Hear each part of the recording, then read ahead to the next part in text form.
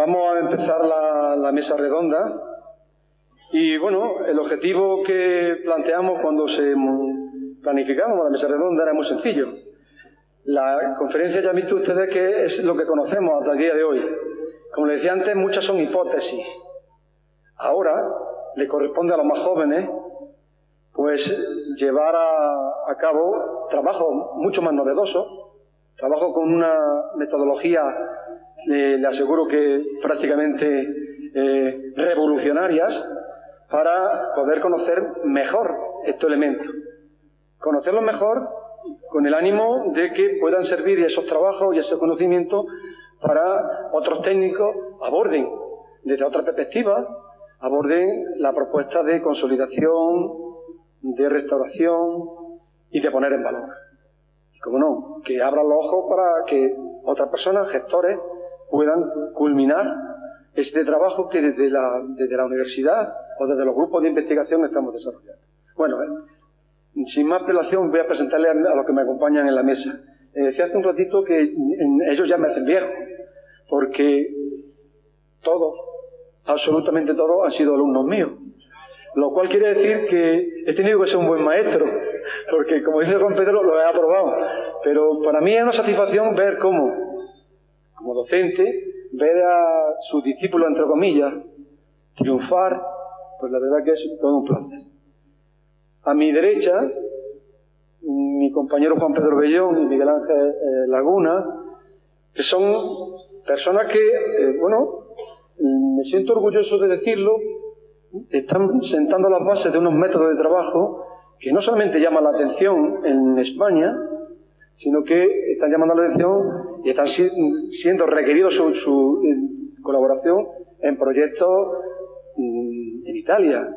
Ellos trabajan en lo que es la arqueología de la guerra o la arqueología de las batallas, y son los que han sentado las bases de la localización, el funcionamiento y la explicación, una explicación coherente de lo que fue la batalla de Baécula. Y actualmente están desarrollando un proyecto, ambos, están desarrollando un proyecto en otra batalla, que es la batalla de Liturgia. Y si todo va bien y nos toca la lotería, como dice Juan Pedro, pronto también actuaremos en la batalla de las Navas de Tolosa. Es decir, que prácticamente la arqueología de la guerra en el Instituto Universitario de Arqueología Ibérica se está convirtiendo en una línea de trabajo que está prácticamente, como les decía, triunfando a muchos niveles. No voy a entrar en más pormenores, yo creo que con esa presentación ahora verán ustedes por qué ese interés y esa pasión y sobre todo los resultados tan esperemos obtener con esas nuevas metodologías. A mi izquierda, mi compañera del área de historia medieval, mi compañera Irene, compañera profesora de nuestra área, es una persona que ha centrado su trabajo de investigación básicamente en el análisis de la arqueología urbana. Su tesis fue Úbeda, combinando algo que en mi mundo era una cosa rarísima dentro del medievalismo, el combinar las fuentes escritas y las fuentes arqueológicas o todo tipo de fuentes, como les ponía anteriormente, algo que era para nosotros es normal. Bueno, el medievalismo tradicional era una locura. Bueno, pues ella sentó las bases. Y no conforme con ello, se fue a estudiar al País Vasco y a formarse en algo que en España no hay muchos institutos que lo desarrollen, que es la arqueología de la arquitectura. Leer las paredes con un ojo de arqueólogo. Y eso nos ha abierto a nosotros muchísimas cosas, como ella va a explicar. Por tanto, ha sido una formación muy fructífera y que gracias a ella el instituto cuenta con un laboratorio de arqueología de la arquitectura. Estamos codirigiendo la tesis de Luna de Traviedma, que va a ser la que va a dar luz a esa muralla con esos estudios de arqueología de arquitectura. Y bueno, y a mi hija académica, porque yo le llamo mi hija académica porque ha sido mi becaria, es mi mano derecha, es la que desarrolla muchos de los trabajos conmigo, hemos publicado muchas cosas juntos. María Victoria es todo ímpetu, es la que domina todas las técnicas gráficas, es una persona muy trabajadora y que, bueno, va a tener la suerte de iniciar, va a ser la que va a romper el hielo con unos trabajos de investigación que van a dar, esperemos que con buen resultado, la recuperación del camino, del antiguo camino que comunicaba los alcázares con la ciudad de Jaén. Un camino que está ahí, que solamente hace falta limpiarlo y ponerlo en valor. Debe ser la primera fase de algo que debe de ir más allá. No nos quedemos en el camino. El camino sin los demás no tiene sentido. Pues ella está haciendo la tesis conmigo sobre el concejo de Baeza en época bajo medieval. Esperemos que la leamos muy prontito. Ya estamos ultimando. Y bueno, después de este trabajo, esperemos que abra los ojos de la sociedad jienense, que la gente empiece a pasear por allí y se dé cuenta de los valores que tanto José Luis como yo ya hemos puesto encima de la mesa. Por tanto, el objetivo que le pedí a ellos es que ¿qué metodología aplicarían ellos para que ese pequeño conocimiento que tenemos ahora vaya a más? Porque mañana los que nos van a preceder van a aportar también su granito de arena. Y con ese compendio vamos a trabajar en la elaboración de un gran proyecto. Pues cuando queráis, compañero. Bueno, buenas tardes a todos y a todas. En primer lugar, agradecerle a los organizadores que nos hayan convocado aquí. Desde luego nosotros no tenemos, digamos que una experiencia directa en la investigación sobre el Cerro de Santa Catalina. Ahora lo que vamos a plantear es que sí que pretendemos entrar con una intervención en el sitio, en el Oppidum ibérico en concreto.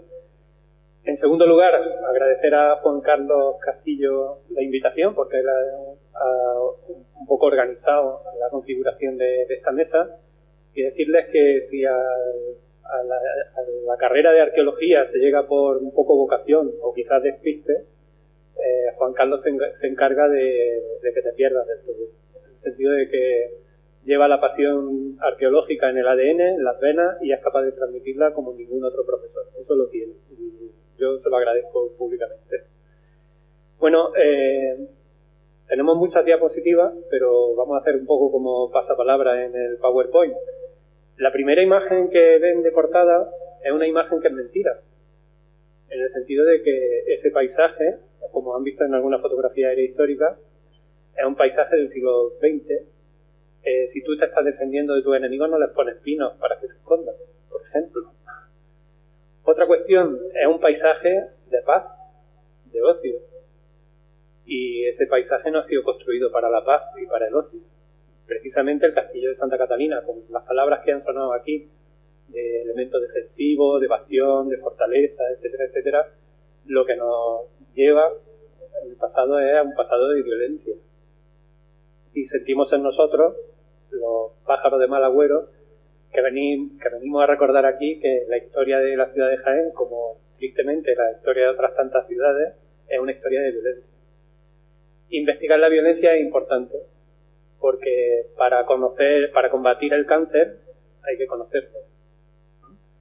Entonces no se trata aquí de, como se hacía hace unos años, investigar a generales muy listos, muy machotes, con mucha testosterona, que eran capaces de invadirlo todo, sino de investigar las claves de la violencia. ¿Por qué se produce? ¿Qué implicaciones tiene? Se ha hablado aquí también, mis compañeros, de abandono, de traslado de población. Y bueno, eso es a lo que a nosotros como historiadores, como arqueólogos, nos interesa. Es decir, no la gran figura que le ponen una plaquita en tal sitio porque que todos conocemos un poco la historiografía tradicional, sino cuáles son las consecuencias de la violencia. Y la violencia, cuando se investiga con arqueología, está ahí. En el Cerro de Santa Catalina, suponemos que en el Oppidum, del que han hablado mis compañeros, hay episodios de violencia y por eso queremos hacer una pequeña intervención en esa zona. Pero si nos vamos a época medieval, yo creo que la sangre, perdón por la metáfora, bajaría por las calles de la Magdalena. Es decir, que entre sitios medievales, ataques franceses, etcétera, etcétera, es un lugar de la memoria desde el punto de vista de la violencia. Es decir, que los sitios, los paisajes, cambian con el tiempo. Y evidentemente hoy no subimos al Cerro del Castillo para oír estos rollos.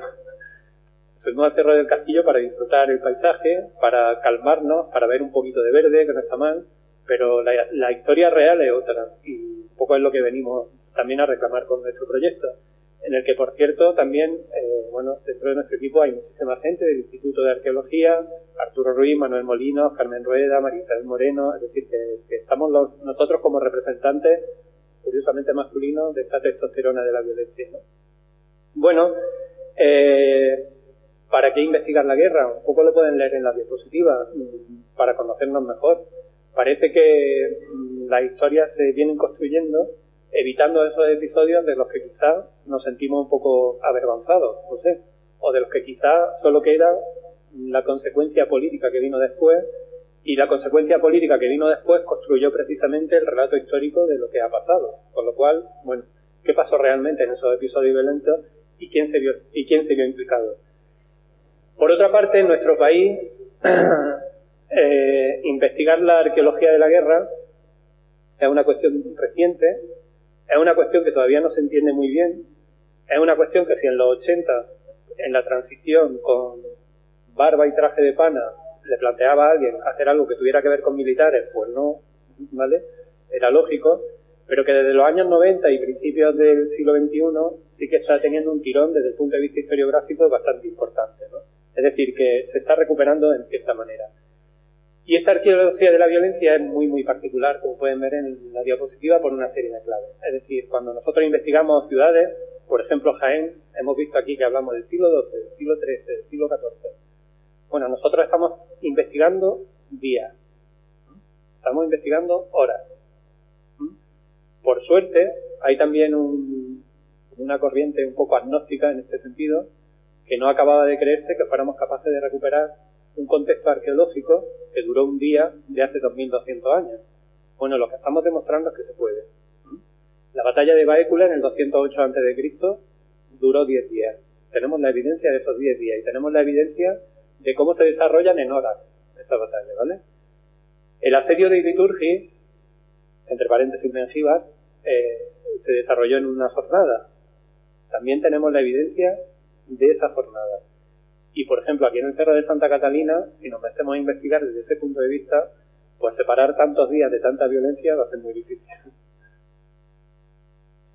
¿Cómo se ha investigado la historia militar? Fundamentalmente a través de la iconografía, es decir, buscando elementos arquitectónicos, escultóricos, etcétera, etcétera, y leyendo en ellos pues cómo eran los ejércitos, qué historias nos contaban. Y seguro que han estado en Roma y han visto las columnas donde se narran las campañas romanas, distintas provincias luego del imperio.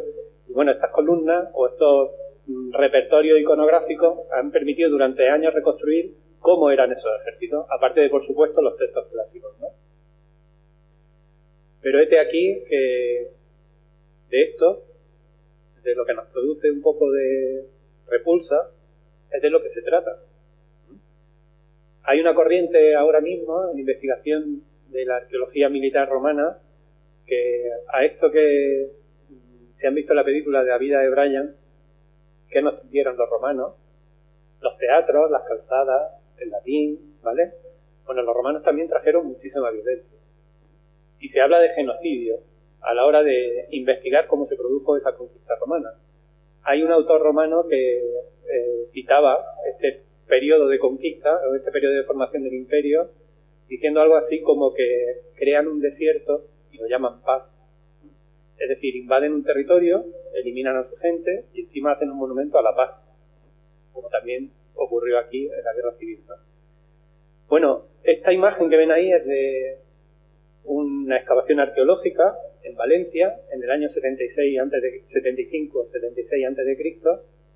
está muy bien documentado, y lo que ven ahí es una imagen de la violencia que se ejerció entre una persona y otra.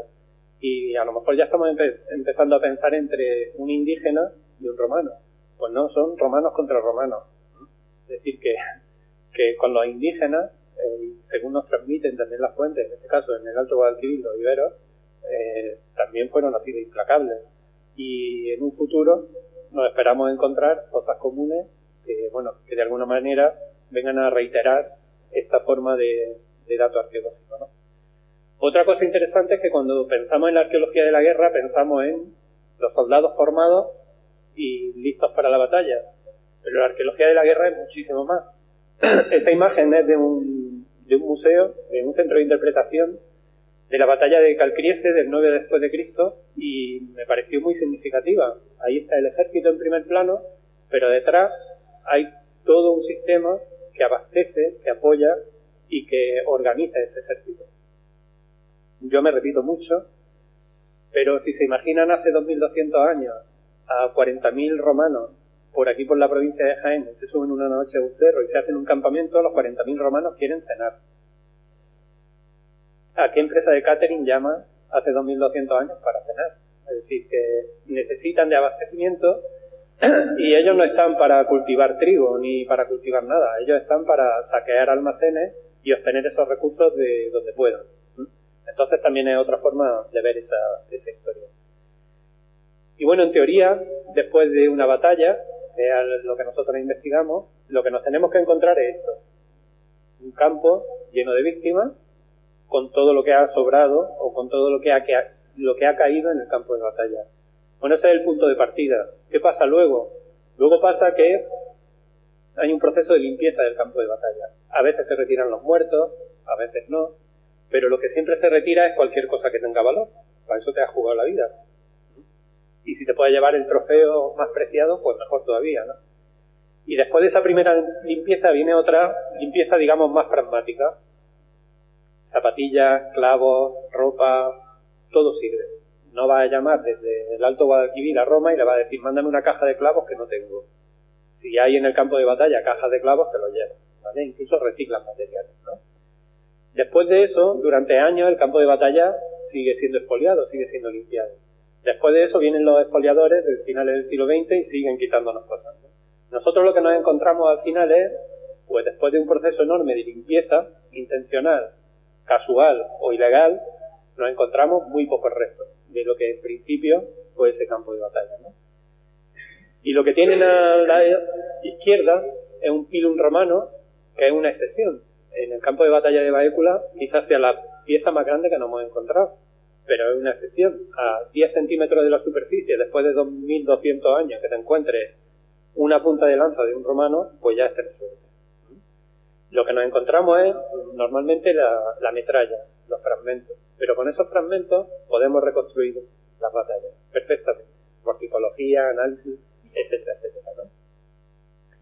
Como decía Juan Carlos, nosotros estamos investigando la Segunda Guerra Púnica en el Alto Guadalquivir y también la estamos desarrollando el proyecto en Italia, en dos sentidos.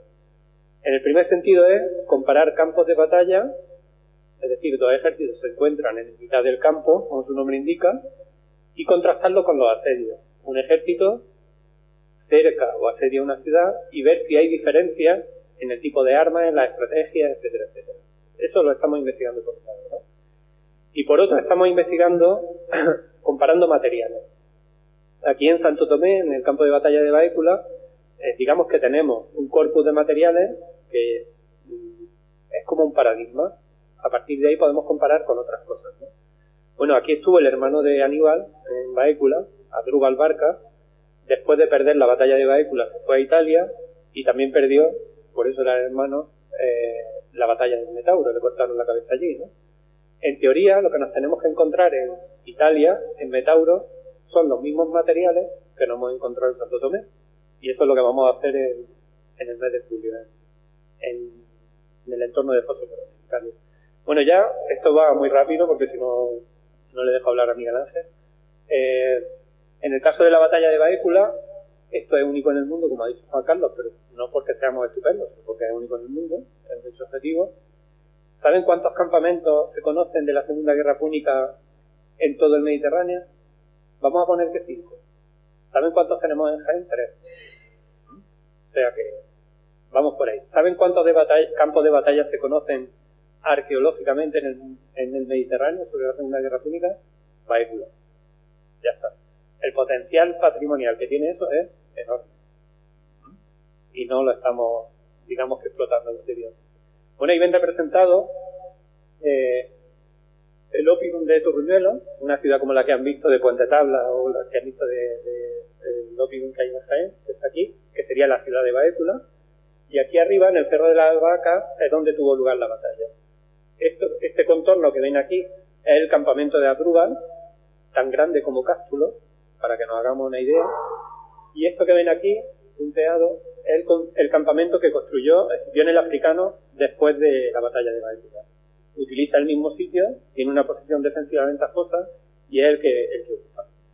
Bueno, por ir rápido, esta es la metodología que hemos utilizado con sistemas de información geográfica, el tipo de armas que hemos localizado en el campo de batalla, indumentaria, fíbulas, chisqueros para encender fuego, anillos, grilletes. Los romanos, que son muy exagerados, dicen que hicieron 80.000 prisioneros, no sé dónde fueron por tanta gente, y nosotros hemos encontrado un grillete. O sea que los datos ahí son contradictorios. Las monedas, que ojo a los expoliadores que se las llevan a su casa porque son muy bonitas, bueno, pues a nosotros nos dan una información tremenda. Donde hay monedas, que son estos puntos que se ven aquí, es donde la gente la pierde. Y la gente pierde las monedas en la batalla porque caen, ¿vale? Entonces, la extensión de moneda perdida nos da la extensión de donde se hicieron tupas, por decirlo de alguna manera. El uso de la fotografía aérea, aquí ven el contorno conservado del campamento cartaginés. El contorno del campamento romano también con fotografía aérea, está del año 76.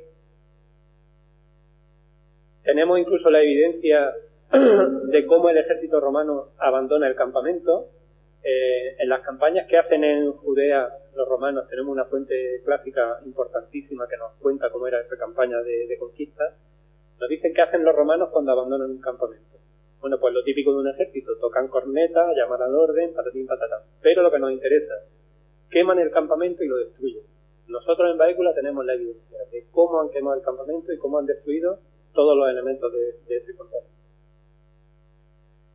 ¿Y para qué sirve la investigación arqueológica de un campo de batalla si ya me lo ha contado Tito Livio? Bueno, pues Tito Livio mentía, como Polidio. Es decir, si atendemos a las fuentes romanas, que son las fuentes de los vencedores, está claro que es una fuente de parte, digamos, ¿no?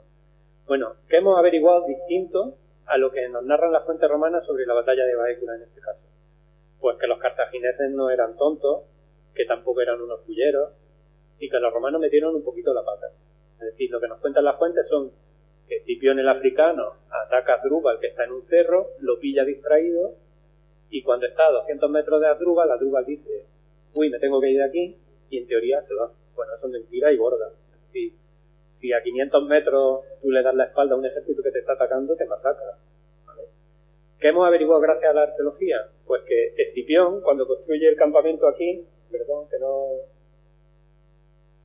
cuando construye el campamento aquí, respecto de este, lo construye a una distancia demasiado larga, demasiado grande, y cuando abrió las puertas e inició el ataque, Asdrúbal dijo, yo me voy. ¿Cuál es el problema que tenemos? Que tuvo que convencer a Asdrúbal a una parte de su ejército para que se quedase allí, mientras que él se fugaba, ¿vale? Quizá justificando una maniobra, etcétera, etcétera, pero digamos que es la clave de todo el sistema. Nos vamos a Iliturgi, nos vamos a Mengíbar. ¿Dónde está Iliturgi? Está en Mengíbar, pero tradicionalmente se localizaba en este cerro, en Cerro Maquis. Ahí tienen la imagen aérea, sin olivos. Y utilizando la imagen aérea, Miguel Ángel, muy acertadamente, y tuvo que convencerme, estas peleas que tenemos, las fuentes nos dicen que en Iliturgi, aparte de darse asedios y distintos episodios, digamos, o escenarios bélicos en el contexto de la Segunda Guerra Púnica, en Iliturgi hubo guarniciones romanas y guarniciones cartaginesas. Bueno, pues en esta foto aérea se ve perfectamente que aquí hay una huella, una evidencia de tipo antrópico, es decir, eso no es natural, y cuando fuimos a comprobarla sobre el campo, bueno, ya se conocía de antes también, vimos que había evidencia de una ocupación ibérica, tardía, etcétera, etcétera. Bueno, cuando empezamos a aplicar la misma metodología por comprobar si era una guarnición, por comprobar qué era aquello, cuando empezamos a aplicar la misma metodología que en Baécula, es aquí que nos encontramos que la Iliturgia ibérica era esa y que el asedio de Escipión, que nos dice que le corta el cuello a todo el mundo, mujeres, niños, a todos, ¿vale?, es en este sitio de aquí. Gracias a las casualidades de la historia, pues tenemos la suerte de que la Iliturgia romana está aquí, separada de la ibérica que está aquí, ¿no? Es la misma ciudad, pero en dos sitios diferentes. Bueno, aquí algunas imágenes de la configuración de la Iliturgia romana, que fue la que empezamos a investigar, y un poco la materialidad de esa ciudad. Y como esto lo va a explicar Miguel Ángel más adelante, lo paso por más rápidamente. y la evidencia, de nuevo, material de ese asedio de Escipión el africano a la ciudad de Liturgia. Como ven, todas las piezas están alrededor de lo que es la fortificación de la ciudad. Y les decía antes que queríamos distinguir asedios de batalla. Pues aquí podemos distinguir qué tipo de armas son de asedio y qué tipo de armas son como las de Baécula, como las del campo de batalla. En concreto, estas que ven aquí son de artillería romana, son de tanques romanos, para entenderlo. Y eso, además, nos viene muy bien. Sabemos que los romanos, durante la Segunda Guerra Púnica, solo utilizan artillería tras la toma de Cartago Nova en el 209 a.C. El asedio a Iliturgi fue en el 206. Con lo cual, sí o sí, estas piezas de artillería son cuanto menos del 208. Entonces, las piezas, digamos que desde el punto de vista cronológico, cuadran perfectamente. Bueno, algunas imágenes de la excavación que hemos hecho en el sitio, dataciones, que son evidencias científicas, restos de moneda cartaginesa perdida en las calles, restos de armas clavadas en las calles, con lo cual es una evidencia de un episodio violento, una fortificación que es, como han dicho mis compañeros antes, semejante a la de Puente Tabla y posiblemente igual a la que hay en el Cerro de Santa Catalina. Y pasamos al tercero. Nuestro proyecto de investigación empezó investigando aquellos lugares en los que contábamos con el apoyo de las fuentes romanas. Liturgi nos lo cuenta Tito Livio. Baécula nos lo cuenta Tito Livio y Polibio. Bueno, vamos a contrastar arqueología y fuentes. Pero ¿y qué pasa en el resto del territorio? En ciudades que no tienen nombre o en ciudades donde ni Tito Livio ni Polibio nos cuentan que pasó nada. Bueno, pues ese es el caso de Puente Tabla. Puente Tabla, tenemos la constatación de que a finales de la Segunda Guerra Púnica su puerta norte fue asaltada. Y eso no viene en ninguna fuente. Con lo cual, estamos avanzando también en ese sentido. Aquí tienen, pues lo mismo, el mismo tipo de elementos. Y si se fijan, porque esto también lo ha hecho Miguel Ángel, hemos hecho todo el contorno del Opium y únicamente en esta zona de aquí es donde hay restos de ese asalto, de ese asedio, ¿no? Aquí hay una puerta y lo que están haciendo es atacar esa puerta, ¿no? ¿Para qué sirve la arqueología de la guerra? ¿Para contar batallitas? Simplificándolo un poco, pues no. Sirve para trasladar causas y consecuencias, efectos de esas batallas, para comprender las estrategias también, para ver qué tipo de armas utilizan también, por supuesto. Pero a nosotros, ¿por qué nos interesa? Nos interesa por saber cómo impacta eso en los territorios. Esta es la historia de un territorio ibérico como el de Baécula, después, antes y después de la batalla de Baécula. Perdón otra vez. Esto es Baécula, en el siglo IV a.C., y este es el territorio que lo circunda. No hay nada más que puntos rojos que son ciudades como las de Baécula. Coya, Úbeda la Vieja, que es Salaria, y Nubla, que es otro pequeño pin que hay en la zona, ¿vale? ¿Qué pasa después de la batalla de Baécula? Este territorio se transforma en esto. Y eso es, digamos, el reflejo de que el opium de Baécula ha sido abandonado, la gente se ha ido al campo, posiblemente no porque le haya dado la gana, sino porque el opium se ha desintegrado, se ha destruido y lo han obligado a irse al campo, es decir, a adoptar otro modelo. Pero, sin embargo, sigue siendo un modelo de poblamiento, digamos que ibérico, con elementos nuevos, pero ibéricos. Es decir, que los romanos no llegan y a la mañana siguiente hablamos todos latín. Pasan nada menos que 200 años hasta que podamos hablar de otra cosa totalmente distinta, o digamos que ya plenamente romana. ¿Qué es este modelo? Aquí hay una nueva ciudad, que es Montiel, que es un municipio romano, y esta es la estructura de villa romana, caserío en el campo, que es plenamente imperial. Bueno, esos son los efectos de la conquista en un territorio. ¿Qué estamos viendo? Y esto no tenemos diapositivas. ¿Qué estamos viendo en el Liturgi? Pues que esto no existe. ¿Por qué? Porque le cortaron el cuello a todos. Posiblemente. Y esto es lo que nos interesa. Nuestro objeto de estudio es la gente, la sociedad y qué pasa con esa sociedad. Es decir, que las conquistas, vistas desde el conquistador, pues tienen un significado, un sentido y una lectura, múltiples, por supuesto, pero desde el conquistado o conquistada tienen otra totalmente distinta. y es lo que nos interesa. Es decir, no quedarnos encerrados en la arqueología del evento, en la arqueología del minuto, que también, sino que desde ahí entender el proceso desde un punto de vista, digamos, bastante más amplio. Le cedo la palabra a Miguel Ángel para que explique cuál es nuestra intención en el Cerro de Santa Catalina. Bueno, buenas tardes a todos, y una vez que ha hecho Juan Pedro esta contextualización un poco global de la metodología de trabajo y de los proyectos que estamos desarrollando aquí en la provincia de Jaén y en Italia, sí quisiera hacer un poco una reflexión previa desde el punto de vista de la arqueología clásica, de cómo es la imagen que tenemos siempre de un arqueólogo o de una arqueóloga que siempre está mirando hacia abajo en un agujerito y levantando capas de tierra. La arqueología es mucho más compleja y en el 2019 tenemos una serie de metodologías completamente diferentes que muchas veces nos hacen que la excavación en sí sea el último paso de un proceso muy complejo en el que se trata de recopilar la mayor cantidad de información posible antes de abordar una excavación. Entonces, yo voy a mostrar hoy un poco el planteamiento previo que hemos hecho para tratar de analizar desde el punto de vista arqueológico el Oppidum del Cerro de Santa Catalina, y voy a empezar por algo que es ajeno a la arqueología, porque muchas veces la arqueología desde hace 5 o 10 años se está nutriendo de diferentes disciplinas científicas que no son estrictamente arqueológicas, pero que nos aportan una cantidad de información enorme que hasta ahora de alguna forma pasaba desapercibida. Funcionábamos casi por intuición, más que por un rigor científico o por una disciplina en sí.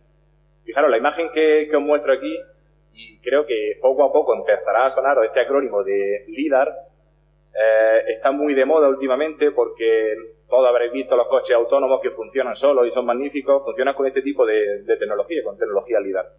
Esto es algo muy complejo y es como una especie de evolución de diferentes disciplinas científicas que se han coordinado y gracias al desarrollo principalmente de la geomática han posibilitado que, resumiéndolo mucho, porque esto es algo muy complejo, el LIDAR, que es un acrónimo en inglés, lo que nos está mostrando es que somos capaces a día de hoy de escanear la superficie terrestre, de escanearla con un medio aerotransportado, un avión o un dron, y somos capaces de, mediante haces de luz, reconocer la superficie del terreno, pero no solo la superficie desde el punto de vista de la realidad del paisaje, sino que somos capaces de llegar hasta el suelo, somos capaces de quitar vegetación, somos capaces de quitar construcciones y conocer la realidad, la microtopografía de un sitio.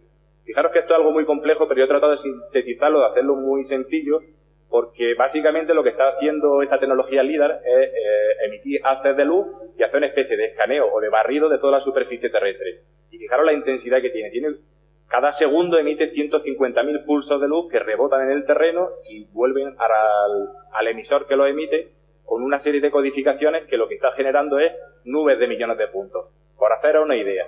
Fijaros la imagen que os muestro abajo, que es la fotografía del actual casco urbano de Jaén. Las tramas de puntos son tan densas, hay tantos puntos, tantos millones de puntos, que hay que dividirlo en cuadraditos pequeños a la hora de poder trabajarlo.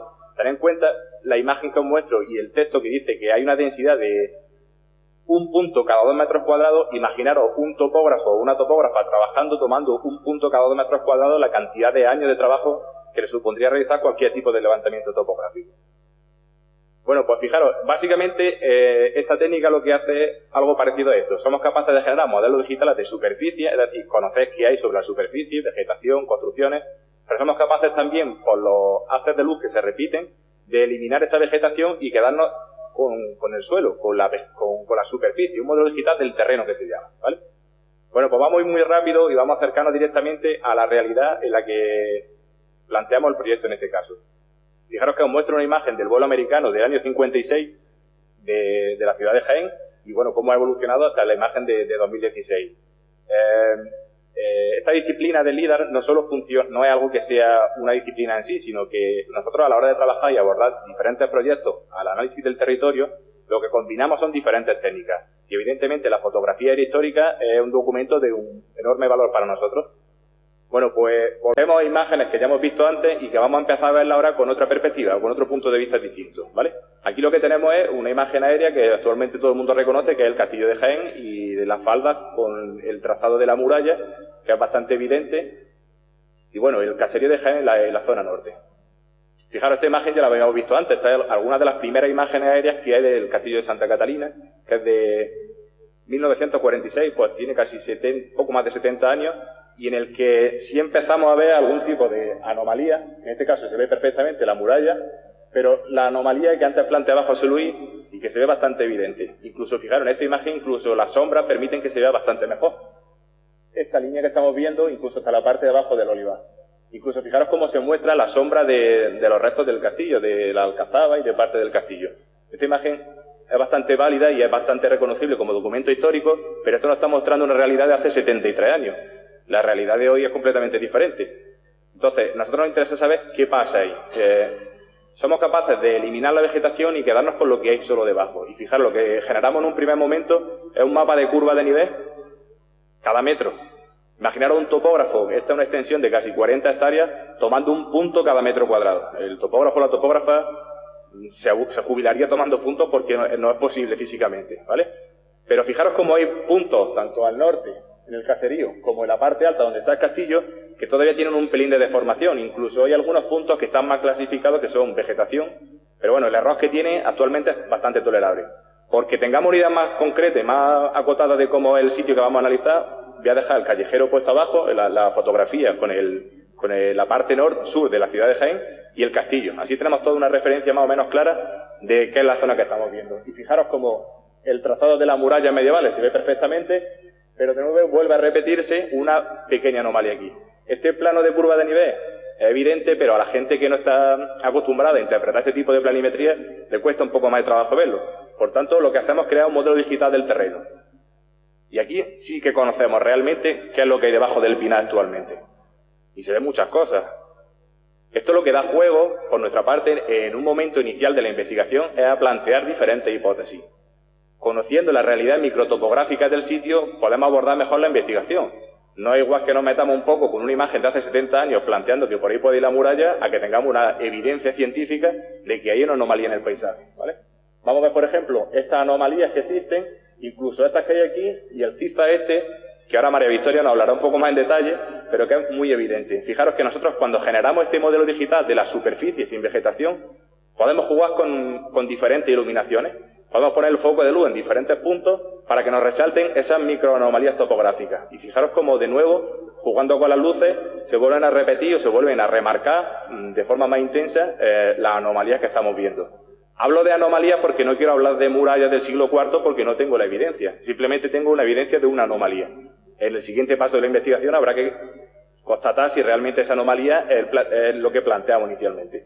Bueno, pues fijaros como en esta imagen sí se ve muy claramente este zigzag extraño que hay aquí que baja hasta abajo. Y lo único que hemos hecho es constatarlo con la documentación que nos pasó el profesor Juan Carlos Castillo, que es una planimetría que es real de 1812, y fijaros cómo se corresponde perfectamente la anomalía, la huella que queda todavía en el cerro con la planimetría de 1812. Incluso esta parte de arriba que estamos viendo, que es una especie de defensas que se construyen también en ese momento asociadas a la ocupación francesa, la volvemos a ver aquí y se ven bastante claramente ahí.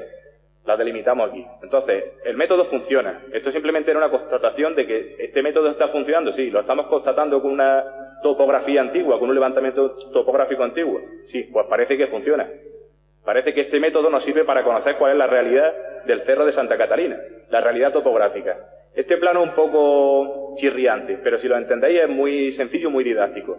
Es un mapa de orientaciones, de hacia dónde está orientado cada parte del terreno. Cada cuadradito de 1 metro cuadrado hacia dónde se orienta. En rojo está orientado hacia el norte, en azul está orientado hacia el sur. Y fijaros, por ejemplo, como esta parte de aquí, que es la muralla, que conocemos perfectamente, esta cara está orientada hacia el oeste. Y aquí pasa algo parecido. Por tanto, me está indicando que la anomalía que hay ahí es una anomalía emergente. Hay algo que del terreno natural está saliendo hacia arriba. Y eso lo vemos muy claro con este tipo de representación. Aquí en este caso lo que hacemos es representar en rojo las anomalías que emergen, que salen de la topografía ras del cerro. Y en azul estamos mostrando las depresiones, las partes más hondas, ¿vale? Entonces, fijaros, por ejemplo, como muy claramente la carretera actual del castillo ha hecho un desmonte en el que la topografía ha sido alterada y rebajada. Sin embargo, fijaros como tanto la fortificación como lo que planteamos que podría ser el límite del perímetro amurallado del Oppidum, incluso las defensas francesas, incluso el camino medieval, aparecen representados. Por tanto, como una primera aproximación al sitio, sin sin hacer físicamente nada, sin tener que excavar, sin tener... Fijaros la cantidad de información que tenemos antes de empezar una investigación. Y fijaros que podemos medirlo con mucha precisión. Podemos medir como este lateral, que aún se conserva, que posiblemente sea parte de esta muralla del Opidum, son más de 300 metros. Incluso la parte norte son 250 metros de perímetro amurallado. Es algo bastante considerable. A lo que quiero llegar, incluso, mira, somos capaces de detectar algunos aterrazamientos que habrá que identificar si pertenecen al Opidum o a algún tipo de ocupación posterior medieval. Simplemente lo que quiero hacer, la reflexión final, es que esta herramienta nos permite un conocimiento previo del sitio a la hora de abordar las futuras investigaciones que vayamos a desarrollar. Incluso podemos hacer un planteamiento de partida de cuál sería el perímetro del Opidum, dónde estaría el camino medieval, dónde estaría la defensa francesa, con una precisión casi centimétrica, y de este modo podemos abordar la investigación con mucha más fiabilidad y establecer un objetivo mucho más claro con un punto de partida basado en la microtopografía. Así que simplemente para terminar, cuando miráis el castillo, intentad olvidaros de los pinos e intentad ver un poco más allá de los pinos, porque debajo de los pinos hay mucha historia del castillo de Jaén y de los pinos. Muchas gracias.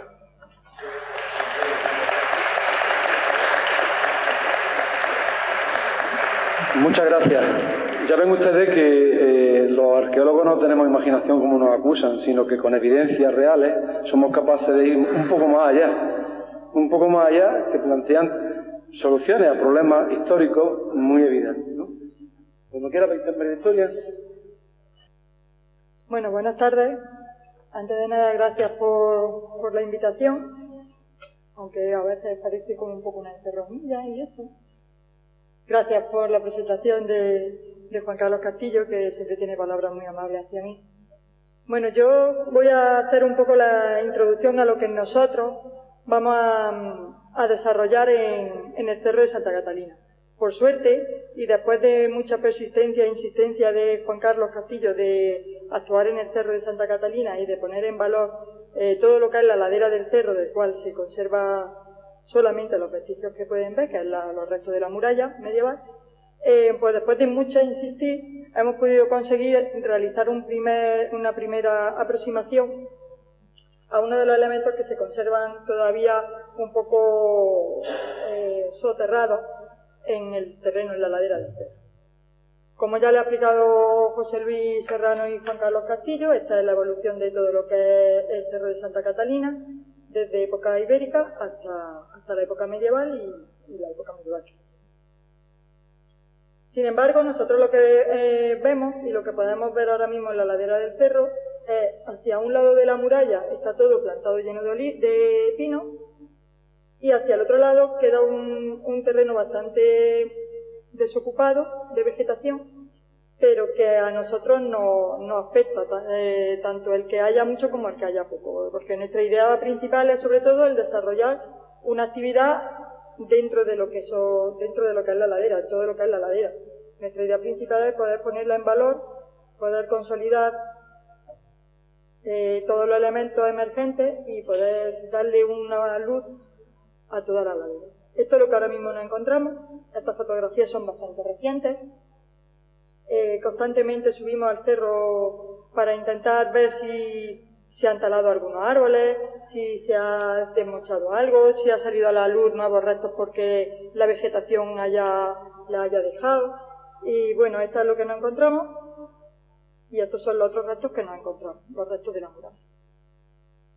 Después de esto, nosotros hemos propuesto hacer la recuperación y puesta al valor del sendero islámico del Cerro de Santa Catalina. Este es uno de los trabajos más importantes y sobre los que ha estado persistentemente insistiendo Juan Carlos. Su idea es poder volver a recuperar todo el sendero islámico. La idea es que podamos ver y comprobar que efectivamente quedan restos emergentes de lo que es ese sendero islámico. Aparte de todas las investigaciones que ya Miguel Ángel ha puesto de manifiesto, que se pueden conseguir simplemente con una simple planimetría y con una simple, bueno, no simple, porque es un trabajo así, pero sí que podemos ya empezar a ver qué es lo que hay debajo de lo que es el terreno. Nosotros, hoy día, si subimos al cerro y hacemos la ruta, el sendero islámico, también podemos verlo. Lo que nosotros nos encontramos son esta serie de paratas. Aquí. son esta serie de paratas, que lo que nosotros pretendemos es la limpieza continua de todos esos elementos discordantes que son toda esta vegetación que lleva por encima. Aquí se puede ver perfectamente. Esto de aquí sería una de las paratas por las que nosotros subiríamos y haríamos el inicio del sendero hilado.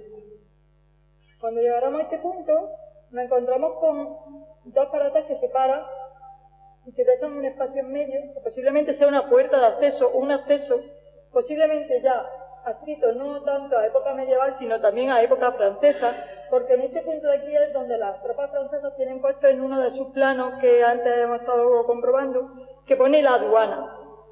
Por lo tanto, entendemos que este punto sería uno de los puntos más importantes que debemos de limpiar, que de hecho nuestra actuación lo que pretende sobre todo es la limpieza general de todo este tipo de vegetación que separaría, estas dos paratas que separaría el acceso o la puerta o lo que fuera la aduana, y poder proseguir con nuestro sendero hasta llegar a otra parata, posiblemente del sendero en pista, que sería esto. ¿Qué es lo que hacemos? Pues nosotros no solamente lo que vamos a hacer es una limpieza de toda esta vegetación, que está aquí arriba, sino que también ya nuestra idea es poder consolidar estos restos emergentes que a todas luces son de época medieval y de época ya posterior, porque sobre esta época, bueno, pues luego los franceses pues volvieron a reutilizar este sendero para subir por ahí y llegar hasta el cerro, hasta lo que es el castillo. Entonces nuestra idea es poder un poco consolidar estos paramentos. Limpieza la vegetación.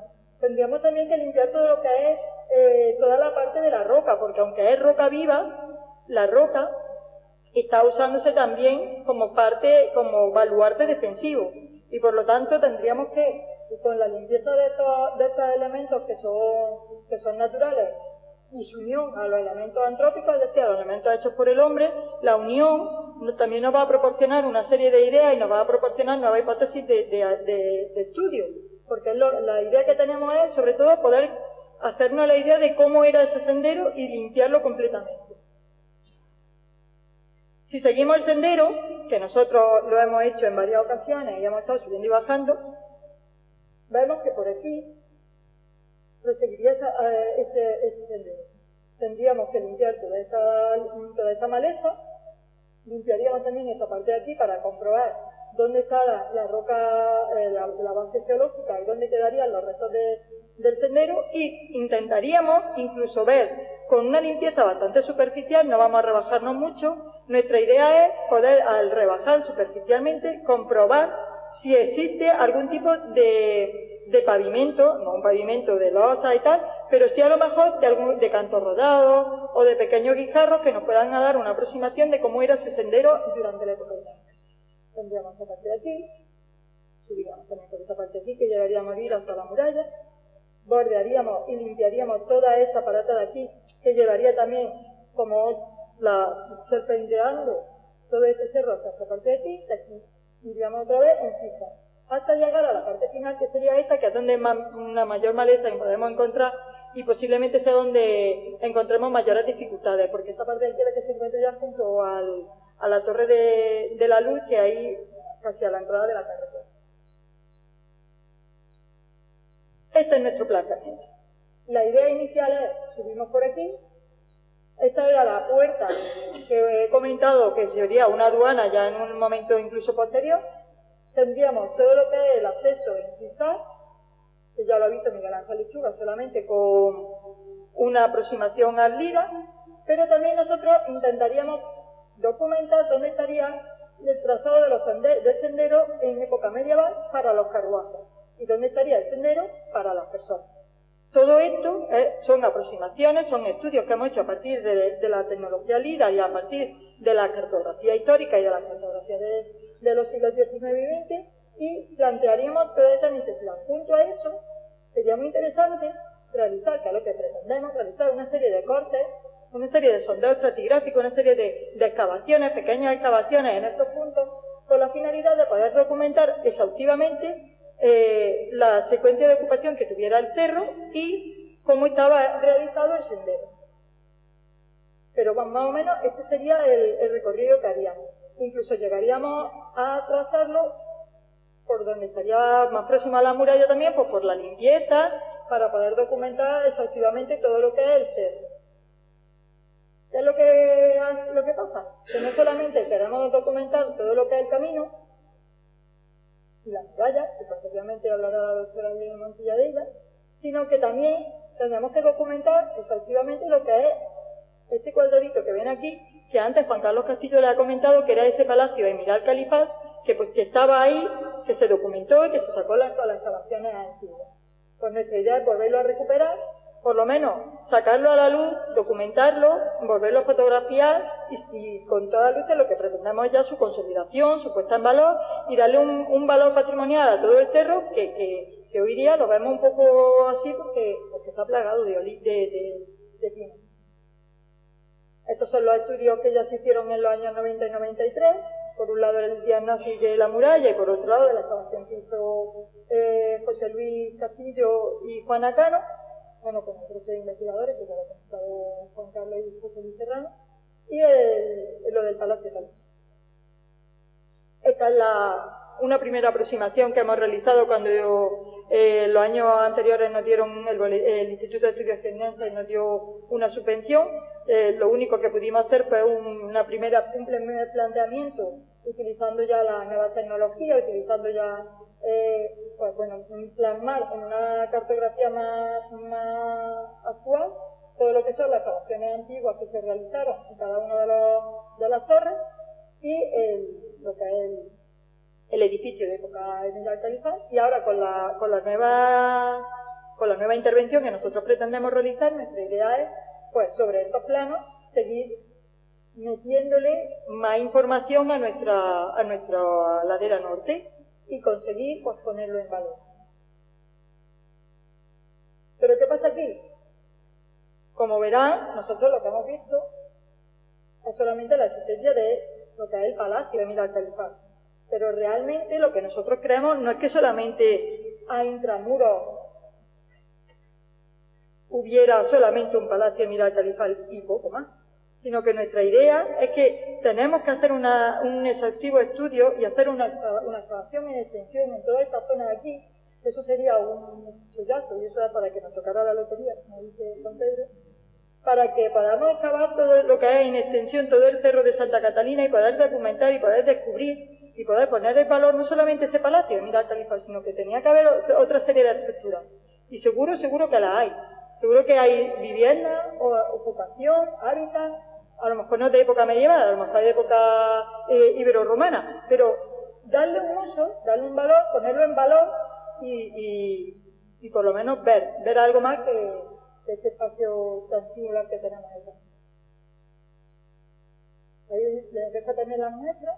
Esta zona de aquí es la que nos gustaría excavar en extensión, porque bueno, en la fotografía antigua se ve que cuando no estaban los olivos, los pinos, pues se ve que toda esta zona de aquí, que a pesar de que es banco geológico, algo tenía que haber. Yo por lo menos no me creo que solamente estuviera el palacio. Tendría que haber algún tipo más de ocupación antes de asentarse todo lo que es ya las faldas de Jaén. Y luego también otra cosa que pretendemos poner en valor y queremos estudiar y queremos limpiar y queremos volver a recoger todo lo que es la punta de diamante que tenemos. Esta estructura ya son de época francesa, también la ha visto Miguel Ángel Lechuga con el Lira, y bueno, pues nuestra idea es volver esta es nuestra aduana, que le he comentado en la otra fotografía, pero hacia esta parte de aquí, todas estas estructuras deben de estar. Mejor o peor consolidadas, mejor o peor, porque están bajo tierra realmente. Entonces, la idea es poder hacer una limpieza muy exhaustiva de todo esto y poder documentar si efectivamente se conservan esas puntas de diamantes o si ya se tienen que conservar. Es que bueno, sí se ven ahí en la fotografía aérea.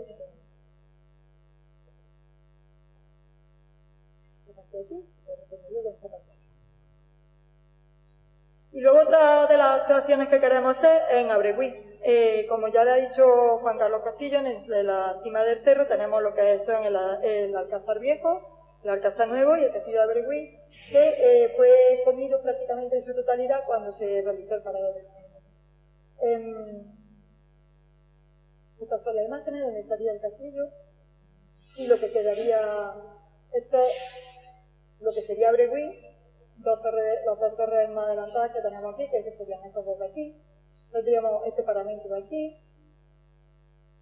y bueno, en la fotografía, en todo lo que son los planos antiguos sí que se conservaba lo que era Bregui, que es lo que nosotros también nos gustaría recuperar. Para eso debemos de acercarnos al lugar, estas fotografías también son bastante recientes. Lo que se conservan son los restos de esta estructura muraria. En algunos casos están totalmente solapadas, están construidas directamente sobre el banco geológico, que es este que tienen aquí. Estas estructuras posiblemente son las originales. En algunos casos tienen algunas reformas, en otros, como en esta parte de aquí, lo que se conserva son un antemural que tendríamos por aquí, luego hacia adentro tendríamos la otra cara de lo que es Abreuil. Y aquí les muestro una serie de fotografías de cómo están los paramentos. Están bastante degradados, tendríamos que hacer una limpieza de todos estos paramentos, una consolidación de los mismos, en algunos puntos refrescarlos. Sería muy interesante estudiar esta parte de aquí, que es un trocito, un pequeño y minúsculo trocito de muralla de tapial que se adosa a la muralla más contemporánea, ya de época medieval cristiana, posiblemente esta en mampostería, pero esto es lo que tenemos en el interior de Abreuil. Y lo que se conserva, hemos visto que en la zona alta, hay una parte que está aquí, que está bastante rehundida. Posiblemente sea restos de un aljibe. Esto sería cuestión de limpiarlo y por lo menos tener una topografía y hacer una primera pesquisa, sobre todo unos dibujos de plantas, para comprobar la existencia de estructuras de hábitat dentro de lo que es Abreuil. Aquí tendríamos se ve como una bajada del terreno, posiblemente sea algún aljibe. Aquí había una estructura muraria que cruzan de un lado a otro.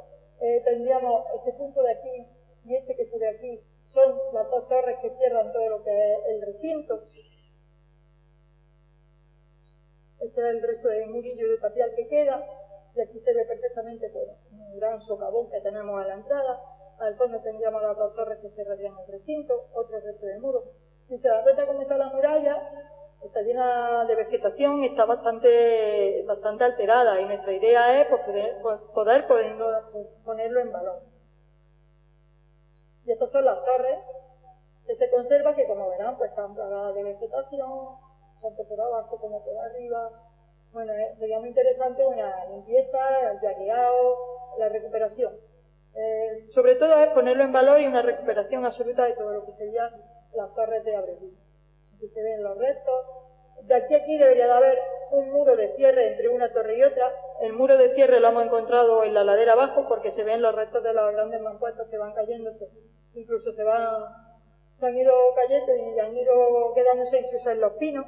O sea que no ha sido una demolición o un abandono de hace muchísimo tiempo, sino que a partir del año 60 fue cuando se empezó con los olivos. Pues a partir de esa época fue cuando se empezó a caer todo lo que sería los restos de la muralla. Sería también cuestión de ver y hacer una lectura muy detallada de cómo los muros de época ibero-romana están bajo los muros de tapial ya de una primera ocupación medieval. Y bueno, más o menos es sobre todo la recuperación también de Abreuil. ¿Y todo eso para qué? Pues no solamente nuestra idea fundamental es la recuperación, la puesta en valor del cerro. Tenemos un potencial arqueológico grandísimo que no sabemos explotarlo, pero no sabemos explotarlo con fines culturales, no sabemos explotarlo pues, para la población. Pero creemos que para poner un funicular, creo que ya es un poco demasiado y un poco a más.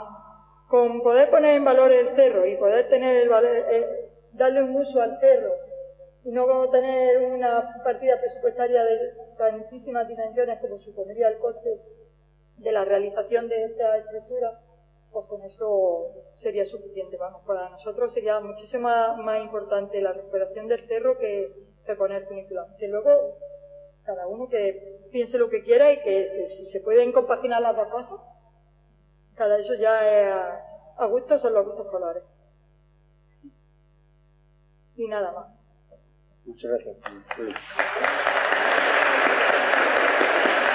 María Victoria se refería a una idea que ha salido publicada en la prensa de la conexión de la ciudad, no por el camino que ella ha explicado, sino a través de esa obra faraónica, con un terrible impacto visual y un terrible impacto económico, a mi juicio, que sería la construcción de un funicular. Eso sería un atractivo turístico más para la ciudad, pero yo creo que estamos ya en el siglo XXI y que eso no tiene sentido, ¿no? Bueno, Irene, cuando quiera, no hay otro. Bueno, pues yo en primer lugar quería agradecer a Jaén Genuino, a Viva Jaén, pues la organización de la jornada y, por supuesto, a Juan Carlos Castillo. Quería agradecerle su invitación y su más que amable presentación. Y en este marco en el que nos vemos varias generaciones de arqueólogos, a mí me gustaría pues poner en evidencia algo que quizá mucha gente no sabe, y es la generosidad que unas generaciones han tenido con otras, porque todos nos hemos formado gracias a que arqueólogos como Juan Carlos Castillo, como José Luis Castillo, como José Luis Serrano, Juan Icano, Mari Carmen Pérez, no han abierto siempre sus excavaciones y no han formado de la mejor manera posible. Nosotros intentamos hacer lo mismo con las generaciones venideras y esperamos tener el mismo éxito, ¿no es verdad? Entonces, bueno, desde aquí pues nuestro gran agradecimiento por esa generosidad y por ese apoyo que siempre hemos tenido entre uno y otro y entre unas generaciones y otras. Bueno, pues yo vengo a hablarle de algo que todavía es desconocido para el gran público. Sabemos, bueno, si alguien habla de excavación, habla de prospección, pues sabemos más o menos qué nos quiere decir. Si nos habla de arqueología y la arquitectura, pues parece que ¿y esto? ¿Y ahora los arqueólogos? ¿La arquitectura? En fin, a lo largo de esta hora, de esta tarde, pues diferentes colegas nos han estado hablando acerca de la historia del castillo, de Santa Catalina y del recinto amurallado de Jaén. Hemos visto cómo la combinación de resultados de la excavación arqueológica, con los que aportan diversos tipos de fuentes documentales, y a los que se unen recientemente pues estas nuevas técnicas de prospección que nos han explicado tan exhaustivamente Juan Pedro y Miguel Ángel, pues permiten afianzar ese conocimiento que ya se tenía pasado de estas generaciones anteriores que nos han precedido, pero también plantear nuevas hipótesis que sienten las bases para los estudios futuros. Hablamos de prospección, hablamos de excavación, de metodologías que tienen que ver con restos materiales que están aún ocultos y que están aún enterrados a la espera de ser estudiados y descubiertos. Pero llega el momento de plantearse cómo abordar la investigación de esos impresionantes paramentos que aún permanecen en pie y que, mientras estamos allí un montón de arqueólogos paseando, parece que nos interpelan y nos dicen: estamos aquí, prestadnos un poco de atención. Porque es verdad que los análisis de fotografía y de planimetría histórica, de los datos que aportan prospección y excavación, nos cuentan tan solo una parte de los orígenes de esa fortificación, una parte de cómo se ha reutilizado a lo largo de los siglos y de las ampliaciones que han ido sufriendo de forma sucesiva. Pero basta una ojeada rápida a esos muros, a esos lienzos que nos miran de manera insistente, para que nos demos cuenta de que esa muralla contiene mucha más información. Una información que nos habla acerca de los avatares que han sufrido, de sus destrucciones y de sus reconstrucciones. Aquí ven, cuando hablamos de construcciones y de destrucciones y reconstrucciones, vemos, solo voy a poner algunas imágenes de las muchísimas que cualquier paseo, como hablaba Juan Pedro, que nos vamos muchas veces a pasear a la zona del castillo porque es una zona de ocio, de paz, de relajación, pues, bueno, voy a poner simplemente algunas imágenes que muestran la sucesión de reformas, de ampliaciones que ha tenido el recinto amurallado a lo largo de los siglos. Esta es otra evidencia donde, pues, a los tapiales, estos tapiales que parecen de primera época andalusí, se le van sumando toda una serie de refuerzos. Tenemos lo que parece una cimentación anterior de este tramo de tapial. O aquí, como tenemos los restos de una torre de tapial que ha sido reforzada en diferentes ocasiones, que ha sido horadada para convertirlo en una puerta en fechas posteriores. O bueno, pues esta es una de las imágenes también que nos da la evidencia de cómo se adosan toda una serie de nuevas estructuras cristianas tras la conquista a esos muros de tapial impresionantes de época almohade. Pues bien, todas estas preguntas y esta realidad que vemos en el cerro nos conducen a una nueva forma de hacer arqueología, a lo que se denomina como arqueología de la arquitectura y que evidentemente tiene una unión indisoluble con esa otra forma de arqueología que hemos visto aquí a lo largo de esta tarde. La arqueología de la arquitectura nos va a permitir plantear una interpretación histórica global del recinto amurallado, de una fortificación que es producto de una sociedad determinada y que conforma un legado constructivo que otras sociedades posteriores fueron transformando para adaptarlo a nuevos intereses y necesidades. El objeto de estudio es la muralla, pero como muy bien decía Juan Pedro, nuestro objeto no es solo la muralla, sino la sociedad que está detrás. A priori parece que la arqueología estudia la arquitectura, nos parece algo novedoso, porque especialmente sabemos, de sobra conocido, que la arqueología clásica en el pasado pues había prestado una especial atención a la arquitectura. Sin embargo, esos primeros estudios de la arquitectura desde la perspectiva arqueológica presentaban dos graves problemas.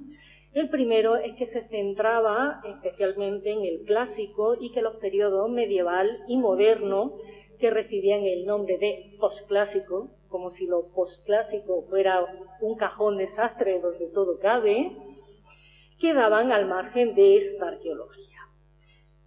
Y otro de los grandes problemas que tenían estos primeros estudios era que el edificio era analizado en función de su forma y de su estilo arquitectónico.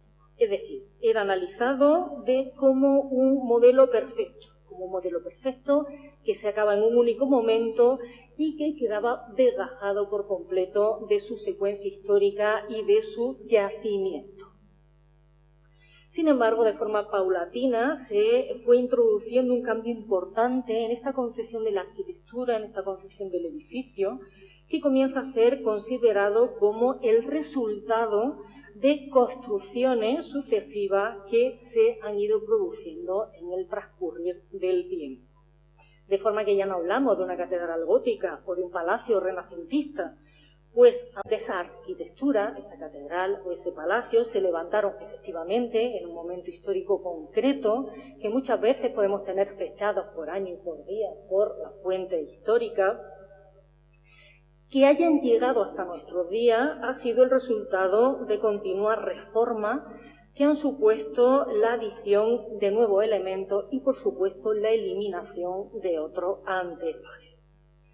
El sitio donde estamos ahora, este magnífico edificio, pues también un ejemplo paradigmático de ese nuevo concepto de estudiar la arquitectura como una sucesión de construcciones que transforman un edificio original y que nos hablan de cómo se organizaba política, social, económica, militar e ideológicamente las diferentes sociedades. Uno de mis profesores decía que la arquitectura es siempre política. Entonces, pues bueno, eso es algo que yo procuro tener siempre en mente. Sin embargo, ahora nos causa sorpresa, pero hasta hace pocos años, quienes nos dedicábamos a la arqueología, mirábamos permanentemente hacia abajo, hacia el suelo, como si los edificios que teníamos alrededor, especialmente en arqueología urbana, yo soy de una generación que se ha formado sobre todo en la arqueología urbana, pues no tuvieran nada que ver con los restos del subsuelo a los que les dedicábamos todos nuestros sentidos y toda nuestra atención. Nos parece algo chocante, pero hace una década, hace 15 años, era lo más normal del mundo. Poco a poco la arqueología ha ido levantando la vista y comprendiendo que no podemos entender lo excavado sin los alzados que rodean esas estructuras que excavamos y que, por tanto, la estratigrafía horizontal y la vertical deben ir de la mano.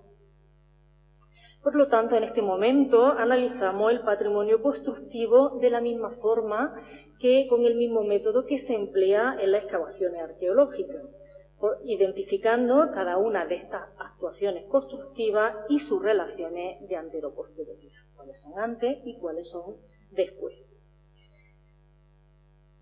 Pero esta forma de investigar es importante porque no solo permite el estudio de las culturas materiales del pasado, sino que se convierte también en una herramienta fundamental para proyectar restauraciones o consolidaciones, porque en muchos casos puede ayudar a explicar patologías y alteraciones de los materiales que solo pueden resolverse en el contexto de la historia de la construcción. El recinto amurallado de Jaén constituye uno de los mejores ejemplos de un elemento patrimonial forjado a lo largo de los siglos y cuya pervivencia ha sido posible por las continuas modificaciones y restauraciones, algunas relativamente recientes, que se han llevado a cabo en el mismo. Unas actuaciones que han permitido su conservación hasta nuestros días y que al mismo tiempo lo han ido modelando y convirtiendo en algo distinto al proyecto inicial que fue, al proyecto inicial de sus primeros constructores. Aquí les pongo unos ejemplos de cómo ese estudio de arqueología de la arquitectura nos ayuda a desentrañar las diferentes fases constructivas del amurallado. Nosotros no hemos hecho un estudio, el equipo de Medieval no ha hecho un estudio exhaustivo, no ha hecho un estudio de arqueología de la arquitectura del amurallado en este momento. Luna Sara Bernal se encuentra desarrollándolo, puesto que forma parte de lo que va a ser su tesis doctoral. La próxima conferencia sobre el amurallado de Jaén pues le impartirá sin duda ella. Pero bueno, quería traerles estos ejemplos porque ilustran los diferentes momentos constructivos que podemos apreciar o que pueden identificarse en la muralla. Pues bien, olvidada durante mucho tiempo, se impone ahora la necesidad de su recuperación, de una recuperación imprescindible para el conocimiento histórico, pero sobre todo para asegurar el legado a las generaciones futuras. Juan Carlos incidía mucho en esta cuestión. Realmente se ha convertido en una cuestión de urgencia la intervención en el recinto amurallado. ¿Cómo hacerlo? Una de las primeras actuaciones que consideramos deben preceder a este tipo de intervenciones es la elaboración de un adecuado levantamiento fotográfico. La base planimétrica es fundamental porque, en primer lugar, va a ser el testigo del estado previo a cualquier intervención restauradora o conservativa que se produzca en este caso, en el recinto amurallado. Por otra parte, permite la plasmación de la lectura estratigráfica y además posibilita el análisis del cuadro de deformaciones que pueda presentar la propia muralla. Les traigo ejemplos de otros lugares que sí hemos estudiado desde el punto de vista de la arqueología y la arquitectura. Este corresponde a dos alzados del castillo de Villadón Pardo. Entonces, Estos son los levantamientos que nosotros hacemos de forma previa al estudio de arqueología de la arquitectura, un estudio que plasmamos de esta manera. Como ven, identificando exactamente igual que en una excavación arqueológica se van identificando los diferentes estratos en lo alzado. Aquí tenemos otro ejemplo, este corresponde al castillo de Lopera y, bueno, lo que tenemos abajo, pues lo que vemos es este paramento ya organizado en fases constructivas. Por ejemplo, es muy curioso ver cómo todo el almenado es contemporáneo. Las restauraciones de época contemporánea, lo de los castillos almenados le ha hecho mucho daño, porque casi todos los almenados que vemos responden a restauraciones contemporáneas. Por lo menos los de Lopera, todos. Por lo tanto, este levantamiento se va a convertir en una herramienta imprescindible para la arqueología, pero también para el arquitecto o la arquitecta restauradora. Posteriormente debe procederse, como les mostraba, a la lectura arqueológica con un triple objetivo. El primero, determinar la evolución histórico-constructiva del recinto fortificado. El segundo, por supuesto, servir de apoyo a la posterior intervención de consolidación y de restauración.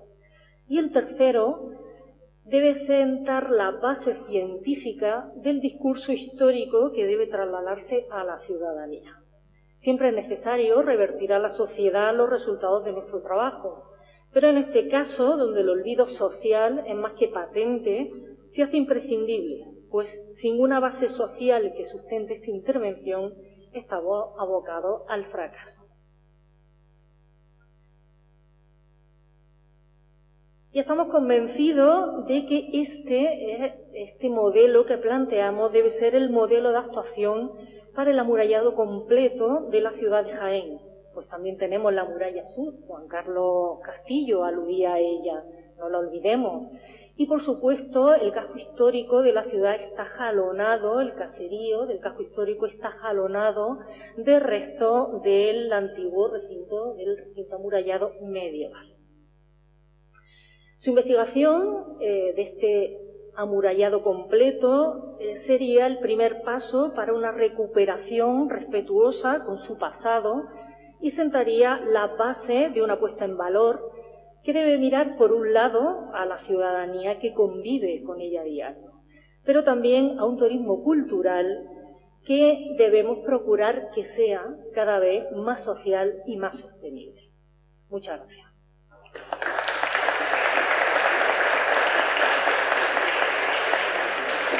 Muchas gracias, Irene. Bueno, ya han visto ustedes lo imprescindible, lo que nos espera en los próximos años, si el proyecto tira para adelante, si la ciudadanía, con sus autoridades municipales al frente, son capaces de lanzar esto, y que todas esas hipótesis que inicialmente José Luis Serrano y yo formulábamos, apoyados por esas nuevas investigaciones, con estas metodologías tan importantes, con esos primeros resultados que tendremos en el camino, pues somos capaces de demandar una actuación que evite, una actuación correcta, siguiendo las pautas que se le han ido explicando, que evite la desaparición de la muralla de Jaén en los próximos años. Este era el objetivo que teníamos nosotros esta tarde. Mañana, en la siguiente mesa, el Cerro Santa Catarina encierra otras cuestiones.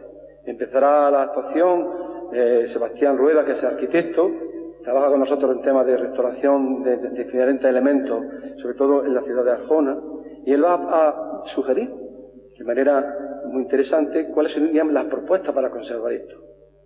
Y después, el Cerro Santa Catarina también cierra otros valores geológicos, valores botánicos, y el objetivo que tenemos es también que haya un totum revolutum, que todo el patrimonio cultural y natural de esta maravilla pues sea puesto en valor aprovechando este proyecto.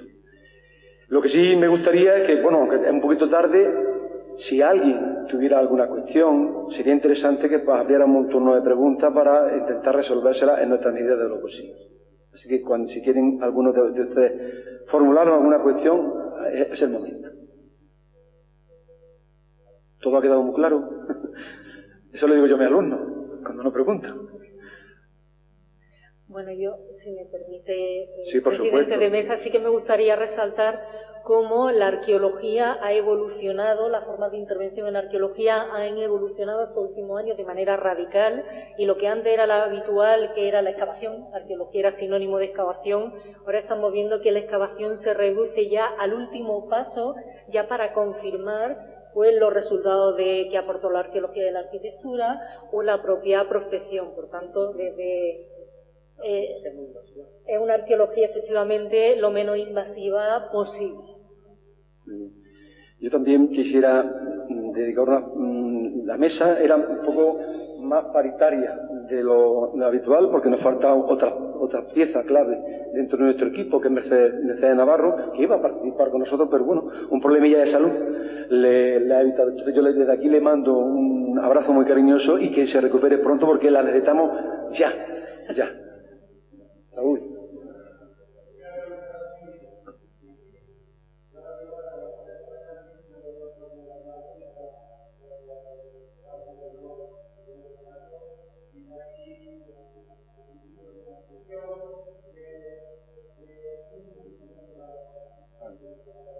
Vale.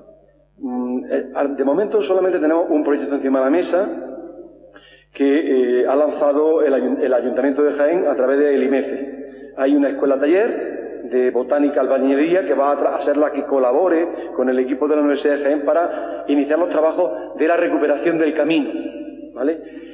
Hace unos años presentamos al equipo de la Universidad de Jaén un preproyecto, una idea, un borrador a la Agencia de Medio Ambiente para intentar abordar esto que estamos presentando hoy. Un gran proyecto, con fase constructiva. Yo, aprovechando que hemos tenido al alcalde en la presentación de la inauguración, ya le he lanzado la idea de que sería muy recomendable que se hiciera un proyecto general, que se hicieran los proyectos o los estudios previos que tuviésemos una idea de lo que esto es, para buscar una financiación amplia. Y la financiación amplia, por desgracia, en este país se llama 1,5% cultural. Jaén creo que, y todos estos elementos tienen la suficiente entidad para ir a llamar a esa puerta. Y bueno, si lo logramos, no vamos a resolver toda la problemática, pero buena parte de la misma sí que podemos sentarla, ¿no? Ahí somos conscientes de que la inversión económica es muy amplia, que el periodo es muy largo. Para que se hagan ustedes una idea, si conocen Alcaudete, es uno de los primeros proyectos que desarrolló mi equipo, el equipo de la Universidad de Jaén, con Vicente Salvatierra al frente. Es un proyecto que hemos ido desarrollando con escuelas, talleres, con inversiones, con actuaciones diversas, con financiación del Ayuntamiento, de la Junta de Andalucía, de Diputación, etcétera, etcétera, y todavía no lo hemos terminado. Y llevamos 25 años trabajando allí. Pero la arqueología no quiere prisa. Hay que documentarlo muy bien para ponerlo en valor. Entonces las prisas no son recomendables. Entonces, ahora mismo tenemos ese proyecto que entiendo que va a dar paso a otro, ojalá. Lo que no podemos esperar, desde las actuaciones que se hicieron en el año 93, tengamos que esperar al año 2033 para poder actuar. Llegaremos tarde. Le aseguro que la última visita que hice con Sebastián hace muy poquito por allí, tenemos paños de tapial de tierra que están siendo lavados sistemáticamente. Las pesquisas que hemos hecho con nuestros alumnos, la lectura que hacemos de práctica con Luna, con otra gente, nos están diciendo que si no actuamos ya de emergencia, aquello lo perdemos. Por desgracia lo perdemos. Y les decía al final de mi intervención que muchas ciudades españolas se jactan de tener unos maravillosos recintos amurallados que los exhiben y son la imagen de la ciudad. Nosotros que lo tenemos a huevo, perdón ustedes por la expresión, pero es que hasta nuestra cerveza tiene esa imagen. ¿Por qué no es el emblema? ¿Y por qué nuestras autoridades municipales, provinciales, autonómicas no abanderan este proyecto que es suficientemente representativo de la ciudad? Nosotros lo entendemos así. Por eso era el objetivo de esta jornada. ¿Alguna cuestión más? Nos vemos derrotados, nos hemos dejado sin palabras. Bueno, pues nada, los emplazo a mañana, que continuamos con esta sesión muy interesante, con esos otros valores que para muchos pasan desapercibidos, pero que están ahí, guardaditos, para que alguien nos lo explique y podamos ponernos. Muchísimas gracias. Compañero.